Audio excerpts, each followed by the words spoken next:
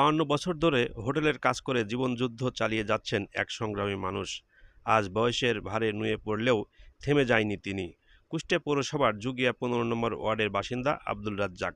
ছোট্ট একটি হোটেলই তার জীবনের অবলম্বন। এই হোটেলের মালিক, ম্যানেজার আর কর্মচারী সবই তিনি নিজে। 2 ছেলে ও 1 মেয়ের সংসারের হাল ধরেছেন এই ক্ষুদ্র ব্যবসার আয়ে। ভোর থেকে রাত পর্যন্ত পরিশ্রম করে চলছেন পরিবারের মুখে হাসি ফোটাতে। সংগ্রাম, ত্যাগ আর পরিশ্রমের এক জীবন্ত গল্প আব্দুল রাজ্জাক। চলুন শুনি তার জীবনের কথা। আসসালামু আলাইকুম। ওয়ালাইকুম সালাম। ভালো আছেন আপনি? আলহামদুলিল্লাহ। আপনার নাম? মোহাম্মদ আব্দুল রাজ্জাক। পিতার নাম? মোহাম্মদ বাদশা কোরবানি। ঠিকানা? ঠিকানা জুগিয়া, সদর উপজেলা জুগিয়া, জুগিয়া কুষ্টিয়া। এই কয় নম্বর ওয়ার্ড এটা? এটা 15 নম্বর ওয়ার্ড। এখানে আপনার জন্ম? হ্যাঁ। আচ্ছা, আপনি এই যে দেখছি আপনি হোটেল, এই হোটেলের ব্যবসার সাথে আপনি কতদিন জড়িত? ও পাকিস্তান পিরিয়ড থেকে। পাকিস্তান পিরিয়ডে?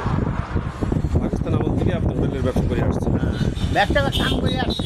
প্রথম শুরু করেন আপনি কোথায়, কোন হোটেলে? প্রথম কাম করে রুস্তমের হোটেলে, মঙ্গলবাড়ি বাজারে। মঙ্গলবাড়ি বাজারে। ওখানে আপনি তখন বয়স কত আপনার? তখন বয়স 12-13 বছর। প্রথম আপনি ওখানে কাজ শুরু করেন, তখন আপনার বেতন দিত কত? ও বেতন দিত না, কিছুদিন দিত না, তারপরে 4 আনা করে ধরেছিল হাজিরি। প্রতিদিন 4 আনা? প্রতিদিন 4 আনা। মাসে কয় টাকা? 7.5 টাকা। তারপরে এইভাবে চলতে শুরু করলো। তারপরে বাংলাদেশে যুদ্ধ এসে গেল। ওখানে কাম করার বয়স হলো আপনার প্রায় 5 বছর বা 4 বছর এইরকম অনুমানিক। হ্যাঁ, তারপরে যুদ্ধ এসে গেল। যুদ্ধের ভেতরে কাজ কাম ছাড়িয়ে দিয়ে পলায়ে বেড়ালাম। পলায়ে বেড়াইনি, পরে যুদ্ধের ভেতরে এই মুক্তিযোদ্ধাদের সহযোগিতা করলাম। একটা টেলা ছিলাম আমি। রুগী নিয়ে যাওয়া লাগতো।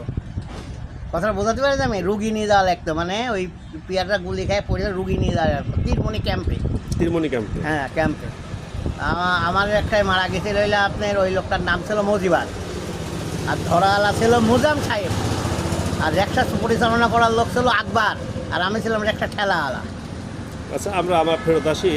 এই যে হোটেল ব্যবসা, তারপরে এখান থেকে আপনি যুদ্ধের পরে আবার কোন হোটেলে গেলেন? যুদ্ধের পরে আবার ওই বলাকা হোটেলে গেলাম। বলাকা হোটেলটা কোথায় ছিল? বলাকা হোটেল মদনপুরি গেটের রেল পার হয়ে যায় এই হোটেলটা, জাহাঙ্গীরের কোলে। ওখানে আবার চাকরি গেলাম? ওখানে কাজে গেলাম। ওখানে আমার হাজিরা ছিল হইলে 8 আনা। ডেলি 8 আনা? ডেলি 8 আনা। কয় ঘন্টা ডিউটি ছিল? ও ডিউটি ছিল 14 ঘন্টা, 12 ঘন্টা, 13 ঘন্টা।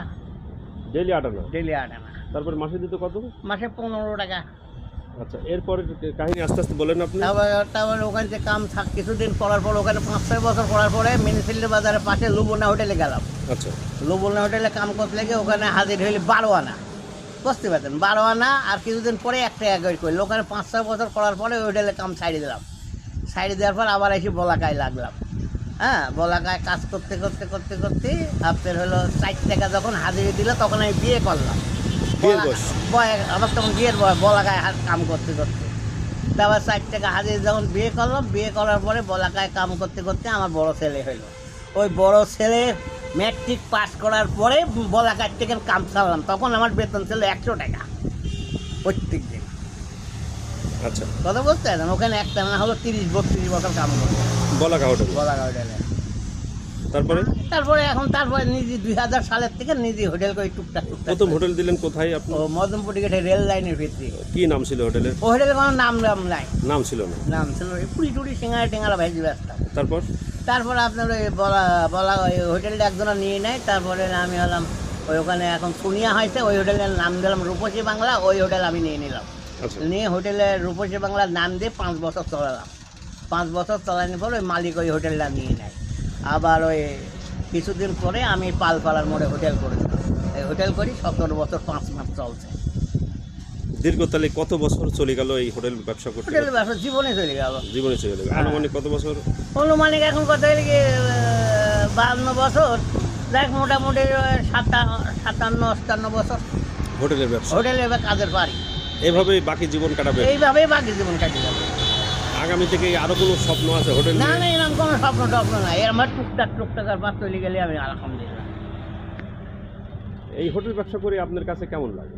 হোটেলের ব্যবসায় নিজের খাবার পড়ার চিন্তা লাগে না, কোনো বাড়তি কোনো চিন্তা থাকে না। দোকান করলেই 2-4টি ডাল ভাত লোকও খায়, আমিও খাই। আমার কোনো চিন্তা হবে না, খাতি হবে কি খাতি, যার কারণে হোটেল ব্যবসা। DS News 24, DS Tutul, Kushtia.